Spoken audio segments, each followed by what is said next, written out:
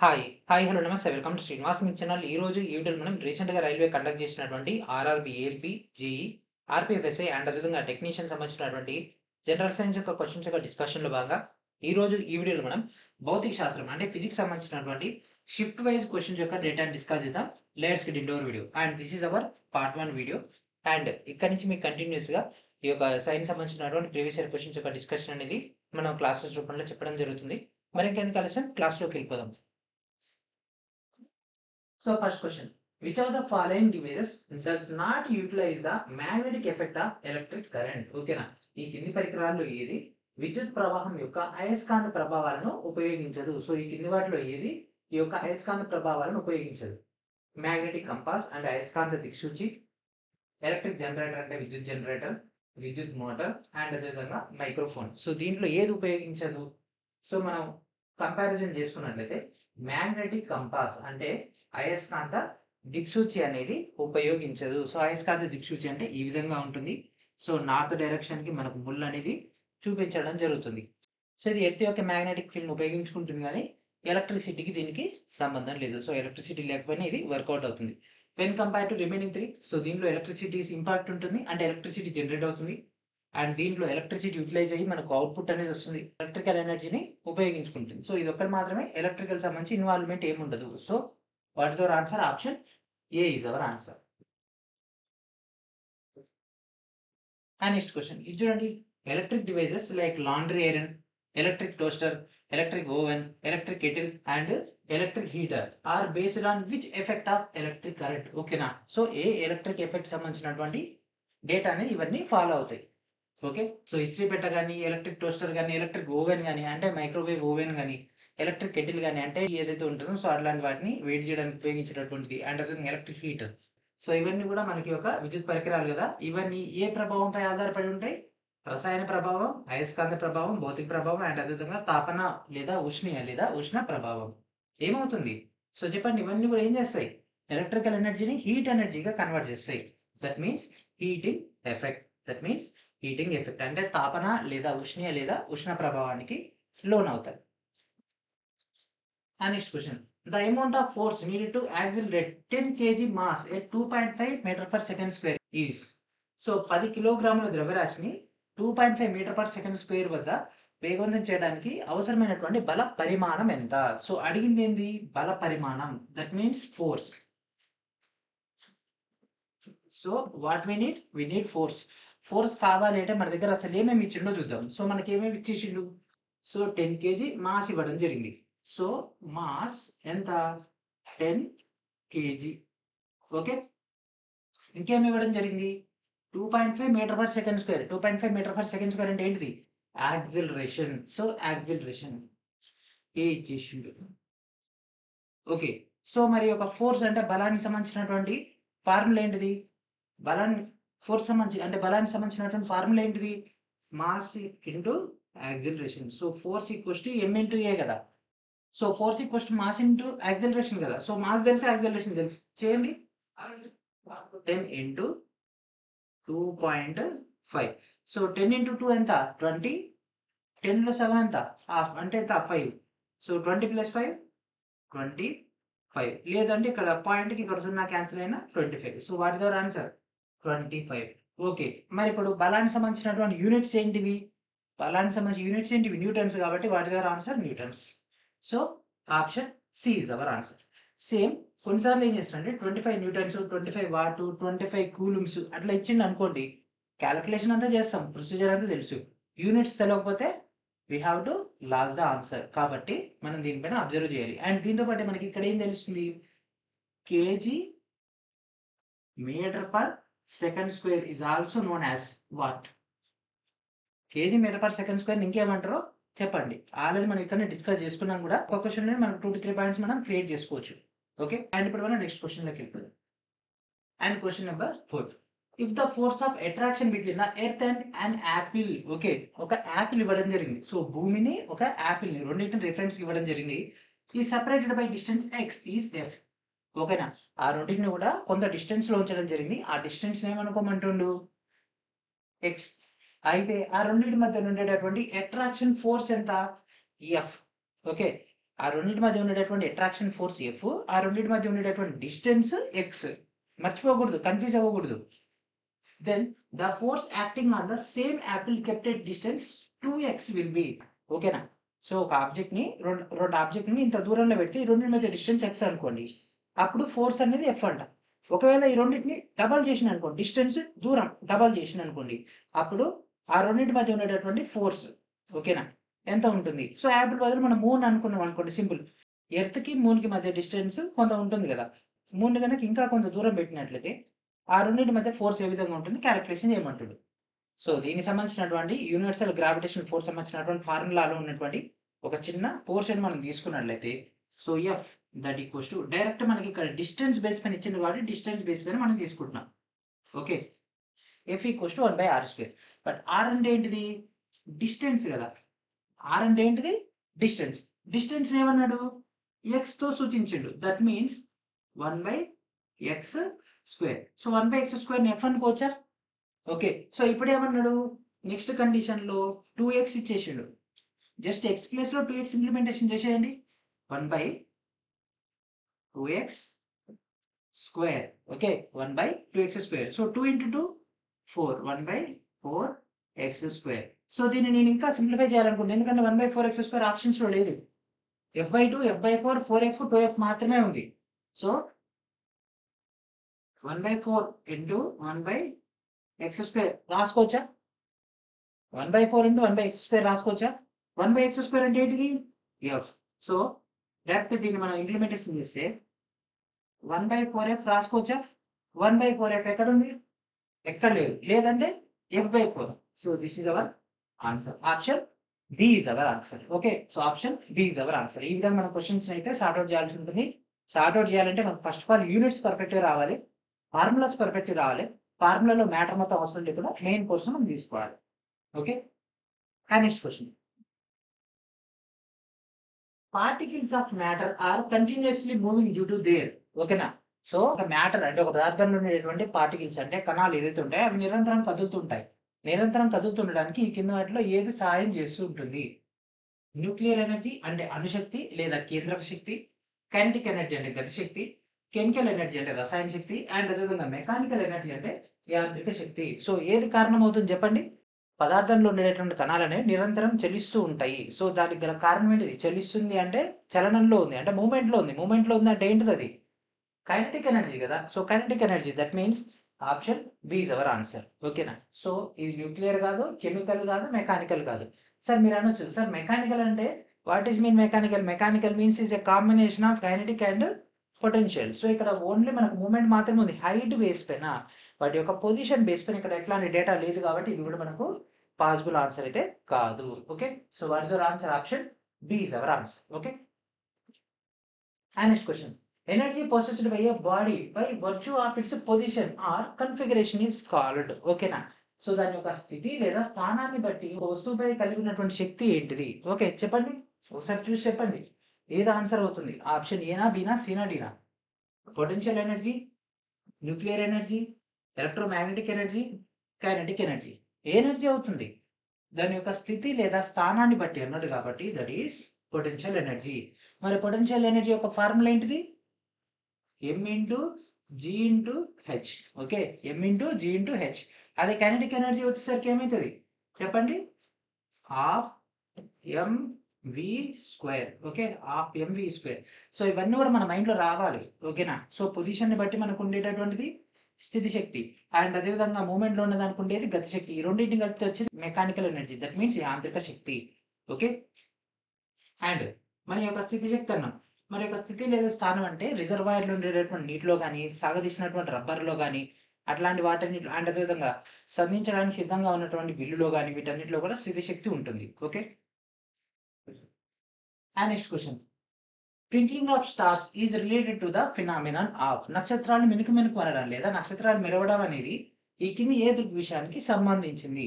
So ఏంటి option చూడండి? Interference of light, reflection of light, refraction of light and dispersion of light. Okay, so ఏది answer అవుతుంది? కాంతి వ్యతికరణమా, లేకపోతే పరావర్తనమా, వక్రీభవనమా, లేకపోతే విక్షేపణమా? ఏమవుతుంది చెప్పండి? నక్షత్రాలు మినుకు మినుకు అనడానికి గల కారణం రీఫ్రాక్షన్ ఆఫ్ లైట్. కాంతి వక్రీభవనం. మరి వక్రీభవనం అంటే ఏంటిది? వక్రీ అంటే వంగి ప్రయాణిస్తుంది. ఓకేనా? వంగి ప్రయాణిస్తుంది. సో ఎట్లా అంటే మన వాతావరణంలో వివిధ రకాలైనటువంటి హైట్స్‌లో అంటే ట్రోపోస్ఫియర్, స్ట్రాటోస్ఫియర్, అయోనోస్ఫియర్ అనేటటువంటి మనకు పొరలుంటాయి. సో వాటిలో ఏమైతే అక్కడ ఉండేటటువంటి డెన్సిటీస్‌లో చేంజెస్ ఉండడం వల్ల మనకు నక్షత్రాల నుంచి వచ్చేటటువంటి కాంతి అనేది ఈ విధంగా బెండ్ అయ్యి మనకు ప్రయాణిస్తూ ఉంటుంది. సో ఒక్కొక్క లేయర్‌లో. సో ఇదంతా ఒక్కొక్క layer. Okay. So each and every మనకు ట్రోపోస్ఫియర్, స్ట్రాటోస్ఫియర్, అయోనోస్ఫియర్ అట్లా ఉంటాయి. మీసోస్ఫియర్. సో మనం ఆల్రెడీ ఎన్విరాన్మెంట్ దాంట్లో డిస్కస్ చేసుకున్నాం. సో ఇక్కడ మనం ఉంటాం. సో ఈ విధంగా వచ్చేటటువంటి కాంతి మనకు ఈ విధంగా షేడ్స్ అంటే చేంజెస్ అయ్యి రావడం వల్ల, ఈ విధంగా ఫ్లక్చుయేషన్ అవ్వడం వల్ల ఎయిర్ మూవ్‌మెంట్‌ల వల్ల కూడా మనకి ఒక మినుకు అనేది అనడం జరుగుతుంది. Okay. And next question. In the case of reflection of the light from a convex mirror. Okay. ఏమడిగిండు? కాన్వెక్స్ మిర్రర్ అంటే కుంభాకార దర్పణం. Okay. When a parallel beam of light is incident on the reflecting surface, then reflected light ఏ విధంగా వస్తుంది? ఓకేనా? So ఇక్కడ మనకు ఒక కుంభాకార దర్పణం ఉంది. ఆ యొక్క దర్పణానికి సంబంధించి అంటే మామూలు కుంభాకార దర్పణం అంటే ఈ షేప్ లో ఉంటుంది. ఓకే. సో ఏం చేస్తుంది? రిఫ్లెక్ట్ చేస్తుంది. ఓకేనా? సో ఇక్కడ ఈ రిఫ్లెక్షన్ చేసేటటువంటి దాంట్లో ప్రతిబింబించేటటువంటి ఉపరితలంపై సమాంతర కాంతి పుంజం గనక మనకు సంభవించినప్పుడు దాని యొక్క పరావర్తనం ఈ విధంగా ఉంటుంది. పడి డైవర్జ్ అవుతుంది కదా. ఓకేనా? పడి డైవర్జ్ అవుతుంది. సో ఇక్కడ ఏమవుతుంది? ఇది కన్వర్జ్ కాదు. ఆప్షన్ బి గాని ఆప్షన్ డి గాని కావాలి. సో ఇక్కడ ఏమిచ్చిండు? Appears to diverse from the principal focus and అదేవిధంగా centre of curvature. So centre of curvature కాదు, principal focus. That means okay. So what is your answer? Option B is our answer. ప్రధాన నాభి నుండి అపసరణం చెందుతున్నట్టు మనకు అదైతే కనిపించడం జరుగుతుంది. ఓకే. అండ్ ఇప్పటివరకు చెప్పినటువంటి కంటెంట్ తో పాటు ఇకపై చెప్పబోయేటటువంటి క్వశ్చన్స్ అన్ని కూడా మీకు ఈ విధంగా అయితే ప్రొవైడ్ చేయబోతున్నాం త్వరలో. సో ఆర్ఆర్బి 2025 బేస్ పైన ఫిజిక్స్ షిఫ్ట్ వైజ్ గా మీకు ఇక్కడ సాల్వ్డ్ క్వశ్చన్స్ 2024లో జరిగినటువంటి ఏఎల్పి, జేఈ, ఆర్పిఎఫ్, ఎస్ఐ అంటే టెక్నీషియన్ గ్రేడ్ 3 సంబంధించినటువంటి క్వశ్చన్స్ అన్ని కూడా ప్రొవైడ్ చేయడం జరుగుతుంది. So English and Telugu medium సంబంధించినటువంటి కంటెంట్ అనేది బ్యాక్గ్రౌండ్ అయితే మనకు టైపింగ్ అవుతుంది. టైపింగ్ అవ్వగానే మీకు అయితే రిలీజ్ చేయడం జరుగుతుంది. సో ఆ యొక్క కంటెంట్ రిలీజ్ చేసినప్పటికీ మీకు ఇదే విధంగా కంటిన్యూగా క్లాసెస్ అయితే ఇచ్చే ప్రయత్నం అయితే చేయడం జరుగుతుంది. సో ఇంగ్లీష్ మీడియం అండ్ అదేవిధంగా తెలుగు మీడియం సంబంధించినటువంటి డేటా. మరి ఈ యొక్క డేటా ఎవరికి ఉపయోగపడుతుంది అని అంటే ఆల్రెడీ ఎవరైతే మన యొక్క ఛానల్ తరపున ప్రొవైడ్ చేసినటువంటి ఫిజిక్స్ 5000, కెమిస్ట్రీ 4000 అండ్ అదేవిధంగా ఈ యొక్క బయాలజీ 3700 క్వశ్చన్స్ ఎవరైతే తీసుకుంటారో దీని యొక్క కంటిన్యూషన్ మెటీరియల్. ఓకేనా? సో దీంట్లో మనం ఎప్పటి వరకు ఇవ్వడం జరిగింది? జీడీసీ 2024 వరకు వీటిలో కవర్ అయినాయి. ఈ యొక్క జీడీసీ ఎగ్జామ్ అయిపోయిన తర్వాత మనకి ఏఎల్పి, జేఈ, ఆర్పిఎఫ్ అనేది ఈ ఇయర్ లో జరిగింది కదా. సో వాటికి సంబంధించినటువంటి కంటెంట్ అనేది మీకు ఇందులో కవర్ అవుతుంది. ఇందులో ఓన్లీ 2024 లో జరిగినటువంటి క్వశ్చన్స్ మాత్రమే కవర్ అవుతాయి. లాస్ట్ ఫ్యూ ఇయర్స్ నుంచి కావు. ఇది దేనికంటే నెక్స్ట్ రాబోయేటటువంటి అన్ని రైల్వే నోటిఫికేషన్స్ అన్నింటి కూడా లేటెస్ట్ క్వశ్చన్స్ కాబట్టి క్విక్ రివిజన్ గా ఇదైతే యూజ్ అవుతుంది. మొత్తం కూడా షిఫ్ట్ల వారీగా మీకు అయితే ప్రొవైడ్ చేయడం జరుగుతుంది. ప్రజెంట్ ఇది టైపింగ్ వర్క్ అయితే అవుతుంది. మీకు త్వరలోనే దీనికి సంబంధించినటువంటి కంటెంట్ కూడా రిలీజ్ చేయడం జరుగుతుంది. And next question. What will happen during the free fall of a massive object under the influence of gravitational force of the earth? ఓకేనా? సో భూమి గురుత్వాకర్షణ శక్తి ప్రభావంతో ఒక భారీ వస్తువు స్వేచ్ఛగా పడిపోతున్నప్పుడు ఏం జరుగుతుంది? ఓకేనా? ఒక రాకెట్ ఉంది. ఓకేనా? ఒక రాకెట్ అనేది అంతరిక్షంలోకి వెళ్ళిపోయింది. తర్వాత అది గ్రావిటేషన్ ఫోర్స్ తోటి భూమి మీదకి వస్తుంది అనుకోండి. అది భారీ వస్తువే కదా. సో అప్పుడు ఏం జరుగుతుంది? Velocity of the massive object increases, velocity of the massive object decreases, mass of the object increases, mass of the object decreases. So mass అనేది ఎప్పుడు కూడా చేంజ్ అవ్వదు. ఓకేనా? సో మాస్ అనేది చేంజ్ అవ్వదు. సో ఈ రెండు ఆప్షన్లు కాదు. సో 50-50 అయిపోయినాయి కదా. సో ఇప్పుడు మనకు అదేమవుతుంది? స్వేచ్ఛగా పడిపోతుంది. సో ఒక వస్తువు అనేది స్వేచ్ఛగా కిందికి పడుతున్నప్పుడు గ్రావిటేషన్ పుల్ దాన్ని అవుతున్నప్పుడు అంటే దానిపై గ్రావిటేషన్ యాక్సిలరేషన్ ఇంప్లిమెంటేషన్ అవుతున్నప్పుడు ఏమవుతుంది? వెలాసిటీ ఇంక్రీజ్ అవుతుంది. భారీ వస్తువు యొక్క వేగం అనేది పెరుగుతుంది. That means option A is correct. Okay. So option A is our answer. And next question. The resistance of a 10 meter long copper wire is R ohm. What will be the resistance of 5 meter long copper wire? ఓకేనా? So ఇది numerical base పైన చేయొచ్చు, logical base పైన చేయొచ్చు. Okay. So ఒక 10 మీటర్ల పొడవైనటువంటి రాగి తీగ యొక్క నిరోధం అనేది R ohm అయినట్లయితే 5 మీటర్ల పొడవైనటువంటి రాగి తీగ యొక్క నిరోధం ఎంత? సో చూడండి, 10 మీటర్లు ఉండేటటువంటి దాని రెసిస్టెన్స్ అంట 6 ఓం అంట. అదే 5 మీటర్ల దానికి ఎంత? ఓకే. ఎంత అవుతుంది చెప్పండి? ఎప్పుడైనా సరే ఒక కండక్టర్ యొక్క లెంత్ పెరిగినట్లయితే రెసిస్టెన్స్ పెరుగుతుంది. లెంత్ తక్కువగా ఉన్నట్లయితే రెసిస్టెన్స్ తక్కువగా ఉంటుంది. ఇక్కడ దీని యొక్క లెంత్ 10 అయినట్లయితే ఇది ఏమవుతుంది? 6 అయింది. 5 అయినట్లయితే ఏమవుతుంది? ఏమవుతుంది? సగమే కదా! అంటే ఇదేమవుతుంది? R/2. రెసిస్టెన్స్ కూడా సగమే అవుతుంది. అదే క్రాస్ సెక్షనల్ ఏరియా ఉంది. అంటే అడ్డుకోత. ఓకేనా? మనకి ఇది 6 అనుకోండి. అడ్డుకోత వైశాల్యం పెరిగిందనుకోండి. అంటే ఇది ఫర్ ఎగ్జాంపుల్ ఇది ఒక 5 ఉందనుకోండి. ఇది 10 అయిందనుకోండి సైజు. రెసిస్టెన్స్ ఏమవుతుంది? తగ్గుతుంది. లెంగ్త్‌లో తగ్గితే రెసిస్టెన్స్ తగ్గుతది. లెంగ్త్ పెరిగితే రెసిస్టెన్స్ పెరుగుతది. అదే క్రాస్ సెక్షనల్‌కి వచ్చేసరికి ఉల్టా. ఇక్కడ క్రాస్ సెక్షన్‌లో తగ్గితే రెసిస్టెన్స్ పెరుగుతది. అడ్డుకోత వైశాల్యం ఎక్కువుంటే రెసిస్టెన్స్ తక్కువుంటది. సింపుల్ మీరు ఒక కెనాల్ తీసుకోండి. ఓకేనా? ఒక చిన్న కెనాల్ తీసుకోండి. దాంట్లో ఎక్కువ వాటర్ పోసినమనుకోండి ఎళ్ళదు. అదే మనం పెద్ద కెనాల్ తీసుకున్నాం అనుకోండి. దీంట్లో వాటర్ అనేది ఈజీగా ఫ్లో అవుతది. సేమ్ ఇదే ప్రిన్సిపల్ మన కరెంట్ కూడా. కరెంట్ కూడా ఫ్లో ఆఫ్ ఎలక్ట్రాన్సే కదా! సో మనం ఒక చిన్న నదిలో ఒక పెద్ద నదిని ఈ విధంగా కనెక్ట్ చేసినాం అనుకోండి. పెద్ద నదిని చిన్న కాలువలో కనెక్ట్ చేసిపోతే ఇక్కడ ఏమైంది? రెసిస్టెన్స్ ఏర్పడుతది. అంటే నీటి ప్రవాహానికి నిరోధకత. అదే ప్రాసెస్ ఇక్కడ మనకు జరుగుతది. Okay. So what is your answer? Option A is our answer. And next question. The work done by the motor per unit time is called. ఓకేనా? సో ప్రమాణ కాలానికి మోటార్ ద్వారా చేయబడేటువంటి పనిని ఏమంటారు? ఇది డైరెక్ట్ డెఫినేషన్. మోటార్ అనే పదాన్ని తీసేస్తే మనకు డైరెక్ట్ ఏం తెలుస్తది? Power. The rate of doing work is called power. అంటే సామర్థ్యం. పని చేసే రేట్‌ని సామర్థ్యం అని అంటారు. ఓకే. సో ఇంత ఈజీ క్వెషన్స్ కూడా అంటే direct basic to basic questions అయితే ఫ్రేమ్ చేయడం జరిగింది. Okay. We observe geometrical shadow of an opaque object when light is incident on it. This is due to. ఓకేనా? సో ఒక అపారదర్శక వస్తువుపై కాంతి సంభవించినప్పుడు దాని రేఖాగణిత నీడను మనం గమనించడం జరుగుతుంది.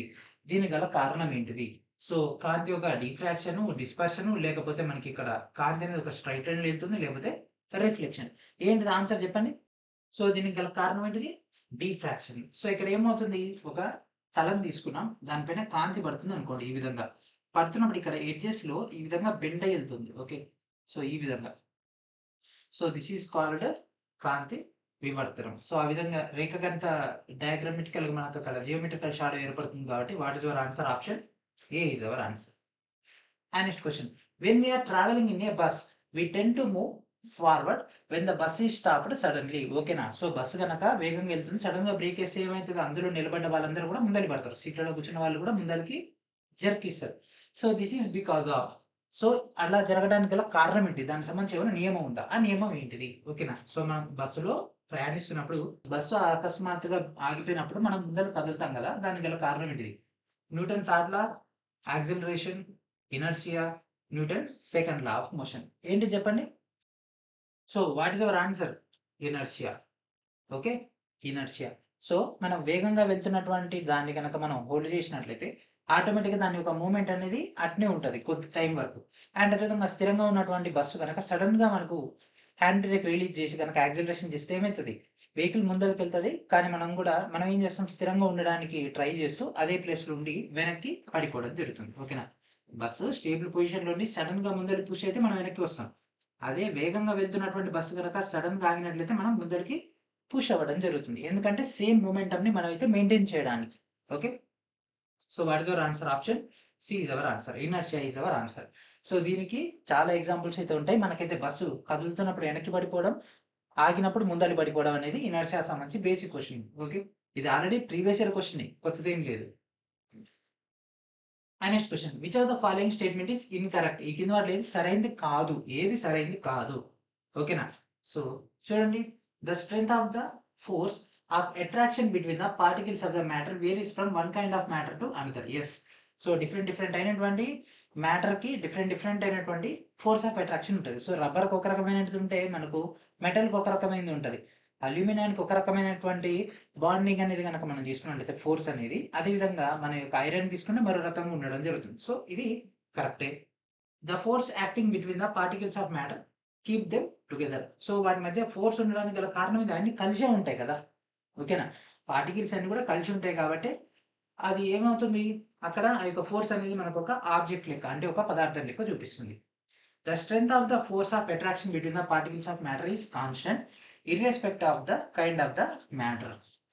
సో ఇది కొద్దిగా కాంట్రవర్సీ లెక్క ఉంది.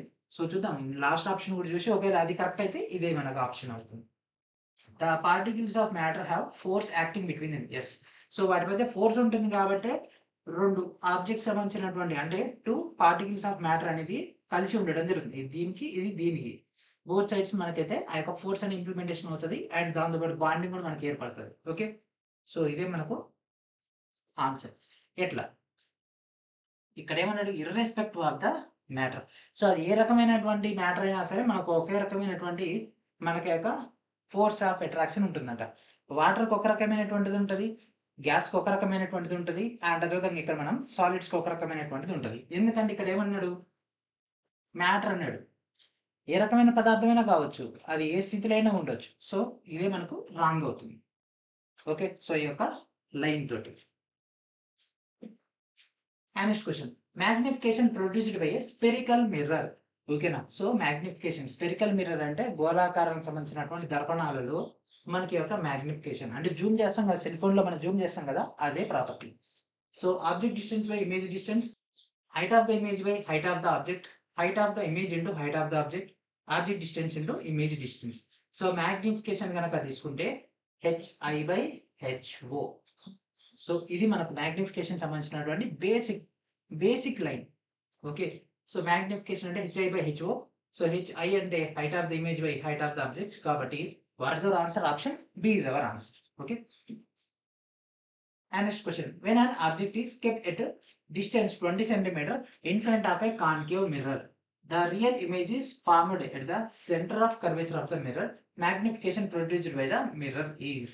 ఓకేనా. సో మనకు ఒక వస్తువుని 20 సెంటీమీటర్ల దూరంలో ఉంచినప్పుడు దర్పణం యొక్క వక్రత మధ్యలో నిజమైనటువంటి ప్రతిబింబం ఏర్పడితే దర్పణం ద్వారా ఉత్పత్తి చేయబడేటటువంటి magnification.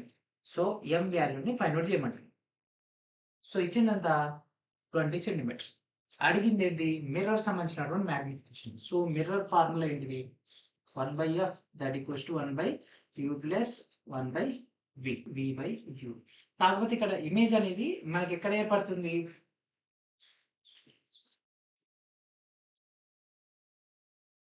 So in front of the mirror. Okay. In front కాబట్టి మైనస్, కాన్కేవ్ ఇన్ ఫ్రంట్ కాబట్టి దీన్ని మనం మైనస్ గా తీసుకుంటాము. సో ఇక్కడ మనకి ఇచ్చినటువంటి ఈ డేటాను తీసుకుందాం. ఓకే. సో మనకి ఇక్కడ ఇచ్చినటువంటి దాంట్లో వస్తువుని ఎక్కడ ఉంచిండు, 20 సెంటీమీటర్స్ డిస్టెన్స్ లో, అంటే ఇది 20. ఓకే. మరి వాట్ అబౌట్ వి, వి ఎంత, మనకి ఇక్కడ ఏమి ఇచ్చిండు, centre of curvature. Okay. So ఇక్కడ ఏమన్నాడు, మనకు ప్రతిబింబం అనేది అంటే ఈ యొక్క ఇమేజ్ అనేది ఎక్కడ ఫామ్ అవుతుంది, సెంటర్ ఆఫ్ కర్వేచర్ దగ్గర. సో సెంటర్ ఆఫ్ కర్వేచర్ కి మనకి ఆ యొక్క డిస్టెన్స్ ఎంత ఉంటుంది, 2f ఉంటుంది. ఓకేనా. సో పాయింట్ ఈ పాయింట్ మధ్యలో ఇక్కడ ఎఫ్ ఉంటాయి. సో ఇది మనకు 2f డిస్టెన్స్ కదా. సో మనకు v ఈక్వల్స్ టు 2f అవుతుంది. So v equals to 2f. So దీని బేస్ పైన mirror formula 1/f equals to 1/u 1/v. Direct దీన్ని ఇంప్లిమెంటేషన్ చేసేయండి. 1/f that equals to 1/u value ఎంత, 20 ప్లస్ 1/v అంటే ఎంత, 2f. ఓకే.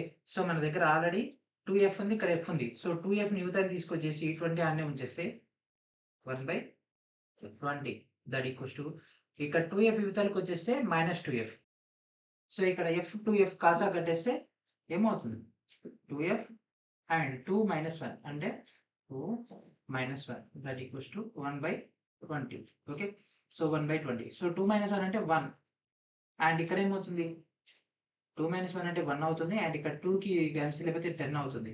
అంటే f వాల్యూ ఏమవుతుంది, 10 అవుతుంది. ఎందుకంటే 1/f ఈక్వల్స్ టు 1/10 కదా. So f value 10. So f value ఎక్కడ తీసుకెళ్దాం, ఇక్కడ తీసుకెళ్దాం. దీన్ని v వాల్యూ కనుక్కుంటే దీన్ని బట్టి మనకు తెలిసిపోద్ది. సో v అంటే ఎంత, 2f. So v/u that equals to, మనకు v అంటే ఎంత, 2 × 10/20. సో 2 × 10 20 క్యాన్సిల్ అయిపోతే ఇక్కడ ఇది minus that equals to -1. So what is our answer? Option B is our answer. And next question, which of the following devices does not make use of current carrying conductor in a magnetic field? ఈ కింది వాటిలో మనకి యొక్క అయస్కాంత క్షేత్రంలో విద్యుత్ వాహకాన్ని ఏ పరికరాలు ఉపయోగించవు? విద్యుత్ మోటార్, విద్యుత్ ఫ్యాన్, విద్యుత్ జనరేటర్, విద్యుత్ హీటర్. ఓకేనా? సో విద్యుత్ motor, fan, generator and heater ఏది ఉపయోగించదు? విద్యుత్ వాహకాన్ని, విద్యుత్ కండక్టివిటీని ఏది ఉపయోగించదు? విద్యుత్ హీటర్. విద్యుత్ హీటర్లో ఏముంటది? రెసిస్టెన్స్ ఉంటది. ఇది resistance to flow of the current. So current ని రెగ్యులేషన్ చేయడానికి ఇదేం చేస్తుంది? ఫ్లోని కంట్రోల్ చేస్తుంది. కాబట్టి what is our answer? Option D is our answer. That means electric heater అనేది మనకు ఈ యొక్క విద్యుత్ వాహకాన్ని ఉపయోగించదు, విద్యుత్ నిరోధాన్ని ఉపయోగిస్తుంది. నీళ్ళన్నీ కూడా విద్యుత్ వాహకాన్ని ఉపయోగిస్తాయి. Okay, so this is our answer. If the acceleration due to gravity of the earth is 6 times the acceleration due to gravity of the moon, which of the following statement is correct? ఓకేనా? So ఇక్కడ 4 స్టేట్మెంట్లు ఇవ్వడం జరిగింది. ఈ 4 స్టేట్మెంట్లో ఏది సరైనది? ఒకవేళ భూమి యొక్క గురుత్వాకర్షణ అనేది చంద్రునిపై యొక్క గురుత్వాకర్షణానికి అంటే g వాల్యూకి 6 టైమ్స్ కనుక ఉంటే ఏది సరైనది? So the weight of the given object is 6 times higher than the moon as compared to its weight on the earth. ఓకేనా? సో భూమిపై ఉన్నటువంటి వస్తువు యొక్క భారంతో పోలిస్తే చంద్రునిపై వస్తువు భారం 6 రెట్లు ఎక్కువ. సో సమానంగా ఉందా? లేదు, ఇది మొత్తం రివర్స్ ఉంది. ఇది కాదు. అడిగింది ఏది సరైనది? విచ్ వన్ ఈస్ ట్రూ అంటే 4 ఒకటి మాత్రమే కరెక్ట్ అవుతుంది. Okay, which one is fault అంటే 3 కరెక్టే, ఒకటి రాంగ్ అవుతుంది. అది రిస్క్. ఓకే, అంటే మొత్తం చదవాల్సి ఉంటుంది. Weight of the given object is the same అవుతుందా? కాదు. అక్కడ ఆల్రెడీ అన్నాడు కదా 6 టైమ్స్ ఎక్కువ అని. Weight of the given object is 6 times higher on the earth as compared to yes. So this is our point. ఇది కూడా చూద్దాం. The weight of a given object is 2 times. So అక్కడ ఇచ్చింది 6 times. So ఇది కూడా కాదు. What is our answer? Option C is our answer. So 25th 11/2024 రోజు third shift లో వచ్చినటువంటి ఫిజిక్స్ క్వశ్చన్ ఇది. Okay, next question. What determines the pattern of the magnetic field generated by a current carrying through conductor? ఓకేనా? So వాహకం ద్వారా విద్యుత్ ఉత్పత్తి అయ్యేటటువంటి అయస్కాంత క్షేత్రానికి సంబంధించినటువంటి నమూనా ఇక్కడ మీకు ఆల్రెడీ కనిపిస్తుంది కదా. సో దీంట్లో మనకు మెటీరియల్, డైరెక్షన్, షేప్, కలర్ ఏది కండక్టర్ సంబంధించి నమూనాను డిసైడ్ చేస్తుంది. చూడండి, ఇక్కడ మ్యాగ్నెటిక్ ఫీల్డ్ ఉంది, నార్త్ సౌత్. ఇక్కడ నుంచి మనకు కరెంట్ ఈ విధంగా వచ్చేసి ఈ విధంగా వెళ్ళిపోతుంది. సో ఏది మనకు చూపిస్తుంది? పదార్థమా, దిశ, ఆకారమా, రంగు? చెప్పండి. సో ఈ యొక్క అయస్కాంత క్షేత్రం యొక్క నమూనాను ఏది నిర్ణయిస్తుంది? వాహకం యొక్క ఆకారం, shape of the conductor. So shape ఎట్లా సార్ అంటే ఇక్కడ చూడండి, హార్స్ షూ అనేది ఈ విధంగా ఉంటుంది. మనకు మామూలుగా బార్ మ్యాగ్నెట్ అనేది ఈ విధంగా ఉంటుంది. ఓకే, కొన్ని మ్యాగ్నెట్స్ ఏ విధంగా ఉంటాయి? ఈ విధంగా ఉంటాయి. వాటిని బట్టి వాటిలో ఉండేటటువంటి మ్యాగ్నెటిక్ ఫీల్డ్ యొక్క డయాగ్రామ్ అంటే ఈ యొక్క మ్యాగ్నెటిక్ ఫీల్డ్ యొక్క డయాగ్రామ్ అంటే అయస్కాంత క్షేత్రం యొక్క డయాగ్రామ్ అనేది చేంజ్ అవుతూ ఉంటుంది. సో ఇది ఒక సిలిండర్ కాబట్టి మనకి ఈ విధంగా వచ్చేసింది. ఈ యొక్క డేటా తీసుకుంటే మరో తిరిగి ఉంటుంది. నెక్స్ట్ క్లాసెస్ లో మనం వీటికి సంబంధించినటువంటి డిజైన్స్ కూడా చూద్దాం. Okay, so what is our answer? Shape of the conductor is our answer. Next question. The phenomenon involved in the image formation by mirrors. ఓకేనా? సో మిర్రర్స్ ద్వారా ఇమేజ్ ఫార్మేషన్ ఇచ్చింది కదా, దానికి సంబంధించినటువంటి దృగ్విషయాన్ని ఏమంటారు? Diffraction, refraction, reflection and interference. ఏమవుతుంది? మనకు అడిగింది ఏంది? మిర్రర్స్. మిర్రర్లు ఏమవుతుంది? సో ఇక్కడ ఒక మిర్రర్ తీసుకున్నాం అనుకోండి, ఇక్కడ నుంచి వచ్చింది ఏమవుతుంది? రిఫ్లెక్ట్ అవుతుంది. రిఫ్లెక్ట్ అయితేనే కదా మన ప్రతిబింబం కనిపించేది. సో ఈ యొక్క దృగ్విషయం ఏమంటారు? రిఫ్లెక్షన్ అంటే పరావర్తనం. ఓకే, పరావర్తనం మీద చెందించేది. లెన్స్ అంటే కటకం అంటే దాని నుంచి వెళ్తుంది. అదే మనకు మిర్రర్ అయితే రిఫ్లెక్ట్ అవుతుంది. Next question. The kinetic energy of the body of mass 2 kg which is moving with the constant velocity 5 meter per second is. So ఏం కావాలంటుండు? Kinetic energy. ఎప్పుడైనా సరే మనం క్వశ్చన్ చదివేటప్పుడు మనకి ఏం కావాలనేది ఫస్ట్ మనం అబ్జర్వ్ చేయాలి. అది రీజనింగ్ అయినా, మ్యాథ్స్ అయినా, దాంతోపాటు ఫిజిక్స్ అయినా, whatever it is. Okay, so మనల్ని ఏం అడుగుతుండు? మనకు కావాల్సినటువంటి గతిశక్తి. గతిశక్తి అంటే half mv square. Half mv square. Okay, half mv square. So ఇక్కడ మనకి ఏమి ఇచ్చిండు? 2 kgs అంటే మాస్ 2 kgs వచ్చేసింది. అండ్ నెక్స్ట్ వెలాసిటీ ఎంతది? 5. ఓకే, సో తెలిసిపోయింది. 1/2 ఇంటూ 2 ఇంటూ 5 చేసేసి ఇక్కడ 2కు 2 క్యాన్సల్. నెక్స్ట్ వచ్చేసి 5. సో ఒకవేళ ఇక్కడ ఆప్షన్స్ లో కనుక పొరపాటున ఇక్కడ 5 ఉంది అనుకోండి, సింపుల్ 5 జోల్స్ పెట్టేసాం అనుకోండి, ఏమైంది? -0.33 మనకు మంచి అవార్డు వస్తుంది. ఓకే, ఎందుకు? మనం ఇక్కడ v² ఉంది. అంటే v ఇంటూ v చేయాలి. అంటే 5 ఇంటూ 5 చేయాలి. మనం 5 ఇంటూ 5 చేయం. మనకు ఫాస్ట్ కదా! స్పీడ్‌కి కావాలి. ఎందుకంటే షార్ట్ కట్స్ కదా! సో, బేసిక్స్ వద్దు. ఫార్ములాస్‌ని పూర్తిగా అర్థం చేసుకునేది వద్దు. ఇట్లాంటి మిస్టేక్స్ చేయడం వల్లే చాలా మందికి జాబ్స్ మిస్ అయితాయి. ఈ చిన్న చిన్న మిస్టేక్స్ చేయకండి. 5, 5 25. So, this is our answer. ఆప్షన్స్‌లో ఇక్కడ 50 కాకుండా జస్ట్ ఇక్కడ 5 ఉందనుకోండి. ఏం చేస్తాము? 2 క్యాన్సల్. యెస్. మనం పర్ఫెక్ట్‌గా చేసినాం. ఫార్ములా కూడా నాకు తెలుసు. ఇక్కడ ఇంకొక v² ఉంది కదా! సో, అంటే ఇంకొక vతో మల్టిప్లై చేయాలి కదా! ఇది చేయకుండా కొంతమంది ఏం చేస్తారు? డైరెక్ట్ 5 కదా! ఇది పెట్టేస్తారు. నేను కరెక్టే చేసినా నాకు ఆ మార్క్ వచ్చింది అనుకుంటారు. నెగెటివ్ అవ్వడం వల్ల మనకు ఇంత అవార్డొస్తది. ఉన్న స్కోర్ కూడా పోతది. ఇట్లాంటివి చేయకండి. ఓకే. అండ్ దాంతో పాటు యూనిట్స్ కూడా చాలా చాలా important. Okay. And next question. In a closed circuit if 100 coulomb charge flows for a duration of 50 seconds. What is the current drawn in the circuit is? So మనకు ఒక closed సర్క్యూట్‌లో అంటే ఒక వలయంలో గనక తీసుకుంటే 50 సెకన్ల వ్యవధిలో 100 కూలంబ్స్ ఆవేశాలు గనక ప్రవహిస్తే అప్పుడు ఆ యొక్క వలయంలో ప్రవహించినటువంటి విద్యుత్ ఎంత? మనకు విద్యుత్ అడిగిండు, ఆంపియర్స్‌లో ఇచ్చేసిండు. ఓకే. 5, 0.5, 0.2, 2. సో చేయండి. సాల్వ్ చేయండి. సో, సాల్వ్ చేయండి. సో ఇచ్చింది ఏమిచ్చిండు? 50 సెకండ్స్ అంటే టైమ్ ఇచ్చేసిండు. కూలుంబ్స్ అన్నాడు. అంటే క్యూ చార్జ్ ఇచ్చేసిండు. సో అడుగుతుంది విద్యుత్ అంటే ఐ. సో ఇక్కడ ఐ ఉంది, క్యూ ఉంది, టీ ఉంది. మరి వీటి యొక్క రిలేషన్ ఏంటిది? I equals to Q by T. Okay. I equals to Q by T. So direct implementation చేసినప్పుడు క్యూ ఎంత? 100 కూలుంబ్స్. టైమ్ ఎంత? 50. సో ఇది క్యాన్సిల్ చేస్తే ఎంత? 2. So what we need? Option 4 is our answer. So what we need? Correct answer. So correct answer ఏంటిది? 2 amps is our answer. Okay. And next question. According to the second law of motion, the rate of change of momentum is proportional to. ఓకేనా? So చలనం యొక్క మార్పు rate ఏంటిది? దేని కనులో మన పత్రం ఉంటుంది? Force, displacement, inertia and energy. So దీనికి ఆన్సర్ చేయండి. సో చెప్పండి. The rate of change of momentum is called force. So force కనులో మన పత్రంలో అయితే ఉండడం జరుగుతుంది. Force that equals to dp by dt. So change of momentum by change of time. Okay. So ఇది మనకు ఆన్సర్ అయితే అవ్వడం జరుగుతుంది. So option A is our answer. And next question. Which of the following statements are correct? ఈ కింద ఇచ్చినటువంటి ప్రకటనలో ఏది సరైనది? అంటే కరెక్ట్ ఏది ఉంది? Electromagnet is a device which is used to convert magnetic field into electrical energy. And second statement కన్నా తీసుకుంటే electromagnet is a device used to convert mechanical energy into magnetic energy. Okay. So దీంట్లో ఏది సరైంది? Statement 2 only, neither statement 1 or neither 2, both statement 1 only. So విద్యుదయస్కాంతం అంటే ఏంటిది? ఇక్కడ చూడండి పిక్చర్లో ఇచ్చినాం కదా.